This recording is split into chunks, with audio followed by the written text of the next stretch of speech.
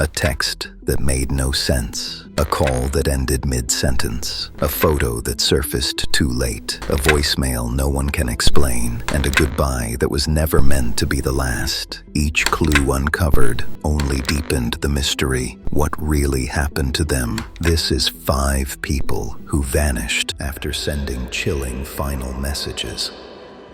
Story 1. It was the summer of 2009 when Hope Sprenger and her daughter, Kayla Berg, returned to Antigua, Wisconsin. Kayla's father, Jim Berg, was battling cancer, and even though Hope and Jim had separated, they shared a quiet understanding, an open-door policy with their children. Kayla and her older brother, James, could see either parent whenever they wanted. Kayla, 15 years old, athletic, sharp, full of life, spent that August 11th evening at her father's house. She told her mom she might go see some friends later. Before hanging up, Kayla said softly, "I love you." Hope replied, "I love you too." It would be the last time she'd ever hear her daughter's voice. By late July, Kayla had begun to test her limits, sneaking out to parties in nearby towns, spending time with older teens, and experimenting with the wrong crowd. Her family noticed the change, but still believed she was just being a teenager, curious, restless, growing up too fast. On the night of August 11th, Kayla was picked up from her dad's house by a family friend, Kevin Kilcheski, a young man her brother knew well. Kevin had eaten dinner with the Bergs and spent time in their home. To Hope, he wasn't a stranger.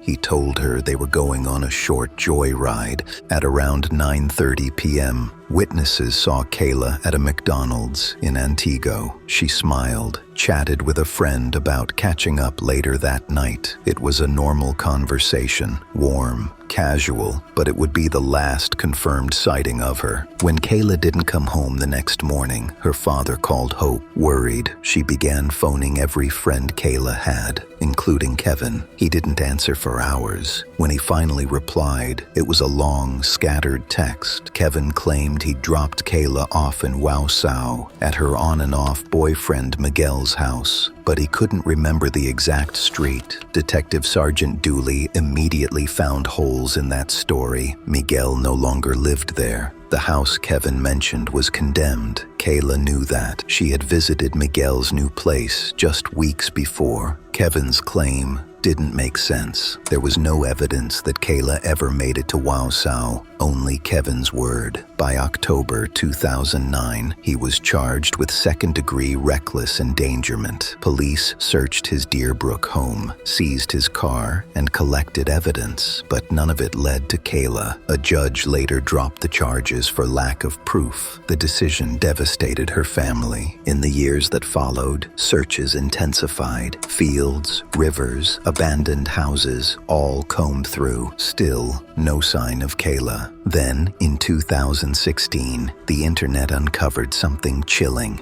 A video titled, "Hi Walter, It's Me, Your New Girlfriend," appeared on YouTube. A man grins into the camera, saying he has a new girlfriend. He turns the camera, revealing a young woman terrified in a small room. Viewers swore she looked exactly like Kayla Berg. The clip went viral. Police investigated immediately. The man was questioned and cleared, and the video was ruled unrelated. A disturbing hoax filmed on October 11th, 2009, but the damage was done. For a moment, the world felt Kayla might be alive, somewhere, sending her final message in the only way she could. 16 years later, the case remains open. No arrests, no closure. Her brother still searches for answers. Her mother, Hope, still waits for a call that never comes. And her father, the man she came home to see, passed away without ever knowing what happened to his daughter. A missing girl, a familiar face behind the wheel, a condemned house at the edge of town, and a single phone call that ended with, "I love you." That was Kayla Berg's last message before she vanished.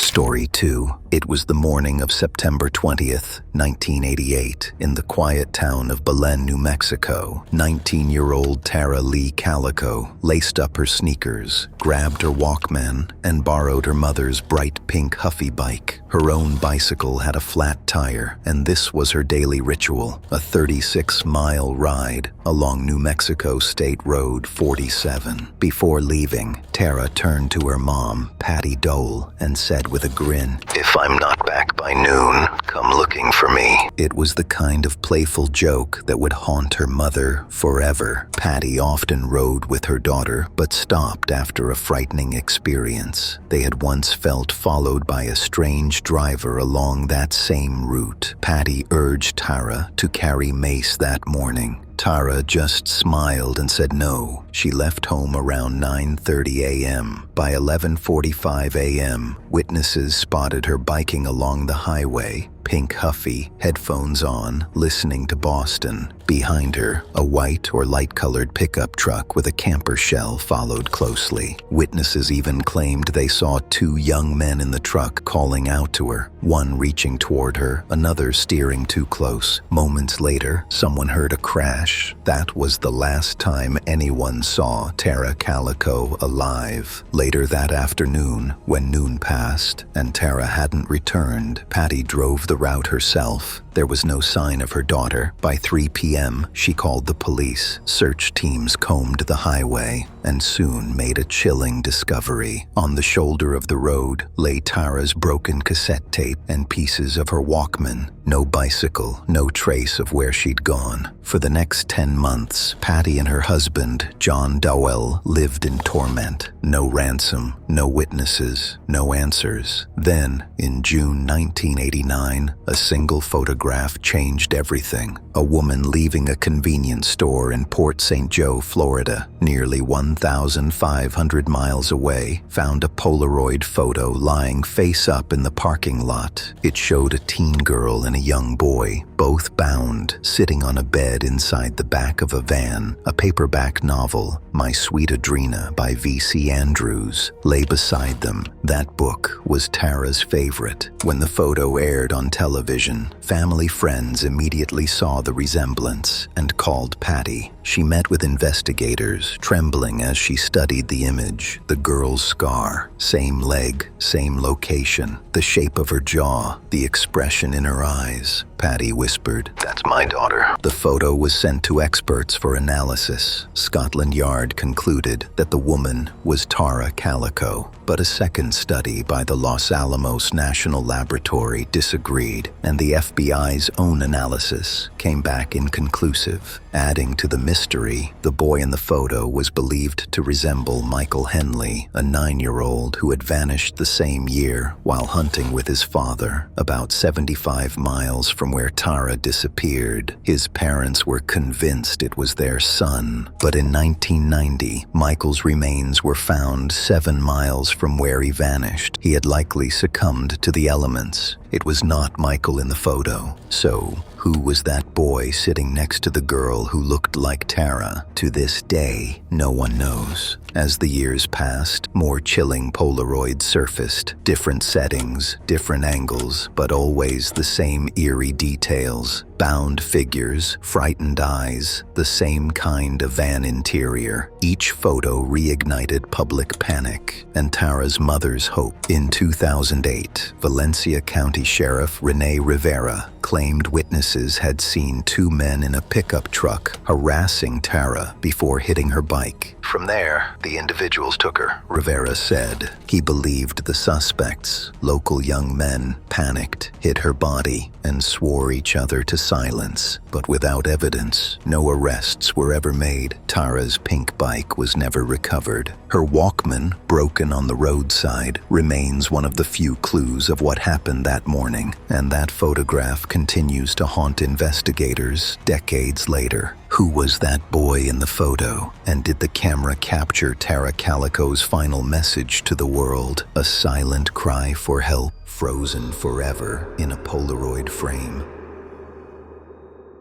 Story 3. It was July 28, 2012, in the small town of Palmyra, Pennsylvania. 21-year-old Kortne Stouffer was full of energy, spontaneous, creative, and known for her smile, and was often described as happy-go-lucky. That night, she planned to unwind with friends after a long week. No one could have guessed that within a few hours, she'd be gone, and no one would ever see her again. That evening, around 9 p.m., police visited Kortne's apartment after neighbors complained about a loud party. Her roommate, Brad Herr, was arrested for probation violation, leaving Kortne alone. A few hours later, she joined friends Cody Pruitt and Milton Rodriguez for drinks at a bar in Harrisburg. Everything seemed normal until tension erupted between Kortne and another woman. She was asked to leave. By 2:45 a.m., they were driving back to Palmyra. Kortne followed Pruitt to her apartment in her own car. At around 3 a.m., neighbors heard shouting, a heated argument echoing through the walls. Police arrived, checked outside her building, and left when they saw no sign of danger. It was the last confirmed moment anyone heard her voice. When the sun came up, Kortne's car sat outside with its windows down. Her shoes and keys were on the landing, her purse and phone untouched beside her bed. Her friend, who had fallen asleep on her couch, woke up to an empty apartment. Kortne was simply gone. Her parents grew worried when she didn't answer calls or texts. By Monday afternoon, they filed a missing persons report. Investigators searched her home, nearby fields, and the surrounding streets.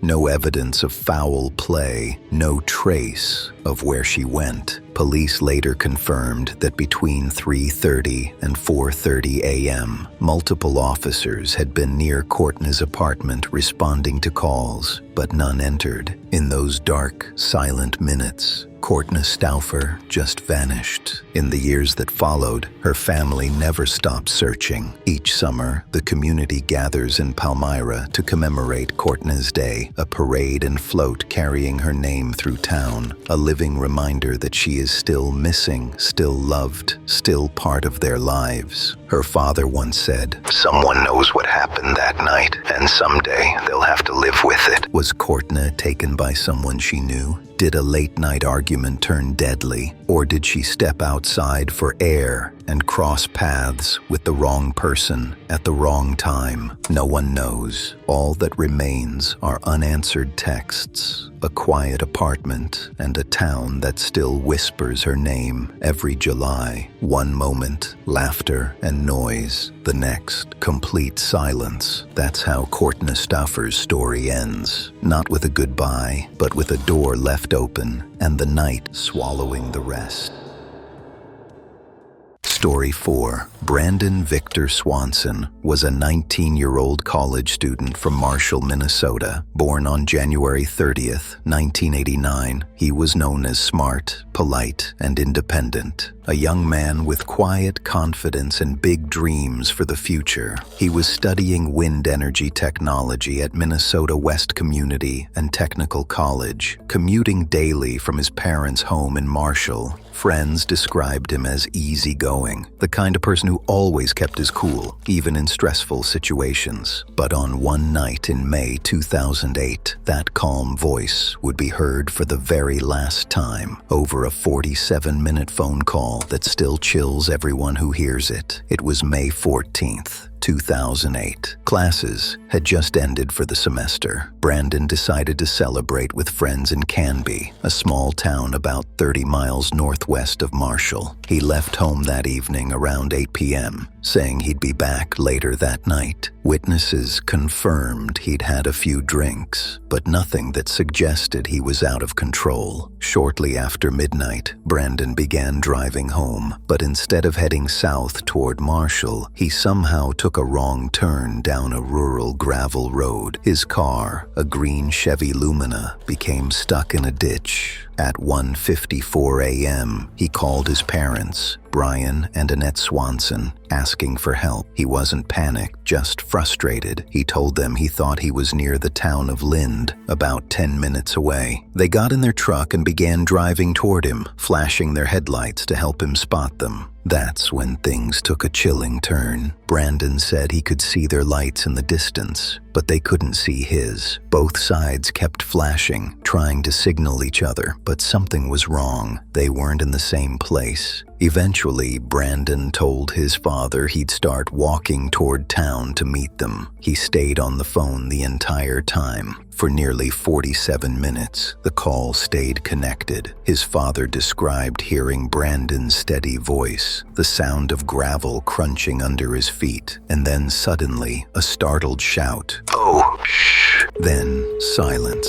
The call didn't disconnect, it just went dead. Brandon never said another word. His parents kept calling his name. No response. Authorities immediately began searching, using cell tower data to trace his last signal, which came from an area near the tiny town of Taunton, 25 miles from where he thought he was. His car was later found there, undamaged and with no signs of struggle. Search dogs tracked his scent to the edge of the Yellow Medicine River and then across it. Before losing the trail, it appeared he'd made it to the other side. But after that, the trail vanished completely. Some investigators believe Brandon accidentally fell into the river and drowned, but extensive searches, including sonar and divers, never recovered his body. Others think he may have succumbed to hypothermia after becoming disoriented in the dark fields. Yet, there's another theory, one that suggests he made it farther than anyone thinks. Several locals believe he could have reached a nearby road and encountered someone or something that caused his disappearance. Despite annual searches and over a decade of investigation, not a single piece of evidence, no phone, wallet, or clothing has ever been found. Brandon Swanson's last words still echo through time. "Can you see me?" A call that should have led to safety ended in silence, and a mystery that haunts Minnesota to this day. Did Brandon lose his way in the dark that night, or did someone find him before he could make it home? Until answers surface, one thing remains certain. The phone may have gone quiet, but the mystery has never stopped ringing. Story 5. She was only 9 years old. Her name was Asha Degree, known in her hometown of Shelby, North Carolina, as Shelby's sweetheart. On February 14th, 2000, while most children were asleep in warm beds, Asha slipped quietly into the night and vanished into the storm. That Sunday had been ordinary. Asha went to Macedonia Missionary Baptist Church with her family. Her cousin later remembered seeing her ushering proudly, smiling in her white dress. No one imagined it would be the last time they'd see her. Around 2:30 a.m., Asha's father checked in on his children. Both were asleep, but by 6:15 a.m., when her parents woke up, her bed was empty. Her backpack, a few clothes, and her favorite book were gone. Truck drivers later reported seeing a small girl walking along Highway 18 in the freezing rain. They turned back to check on her, but by the time they did, she had disappeared into the darkness. For 25 years, investigators from the FBI, the North Carolina State Bureau of Investigation, and the Cleveland County Sheriff's Office have searched for answers. 17 months after her disappearance, in August 2001, a construction crew found a black plastic bag buried along Highway 18 near Morganton, more than 30 miles away from where Asha was last seen. Inside were her school supplies and her backpack, wrapped inside 2 sealed garbage bags. For years, the evidence led nowhere. Then, in 2024, investigators announced a breakthrough. New DNA testing linked items inside the bag to members of the Dedman family, a Cleveland County family living near where Asha disappeared. According to court documents, a hair stem found on Asha's undershirt matched Annalie Victoria Dedman Ramirez, who was only 13 years old at the time. 2 of his sisters were teenagers back then, just 15 and 16. Because of their ages, investigators now believe adult assistance was involved, possibly from their parents, Roy and Connie Dedman. In September 2024, The FBI and sheriff's deputies executed multiple search warrants on Deadman-owned properties along Cherryville Road. They also found traces linking another man, Russell Underhill, to the same evidence recovered from Asha's belongings. For the first time in nearly a quarter century, investigators said publicly what Asha's family had feared all along. "We now believe Asha Degree was killed and her body was concealed." This revelation has shattered the hope that once kept the community breathing. Asha would have turned 35 years old in August 2025. Billboards still line the highways, her bright eyes watching over the town that refuses to forget her. Her mother once said, "Every time it rains, I picture her out there, walking into that storm." 2 decades of silence, and a truth only now beginning to surface. That's the story of Asha Degree, the child who walked into the darkness and never came back. From Kayla's eerie video to Tara's haunting photograph, from Kortne's unanswered texts to Brandon's final words, and little Asha's walk into the storm, each story shares one devastating pattern. These aren't just disappearances, they're unfinished conversations. Each message feels like a hand reaching out from the past, a reminder of how thin the line is between routine and tragedy.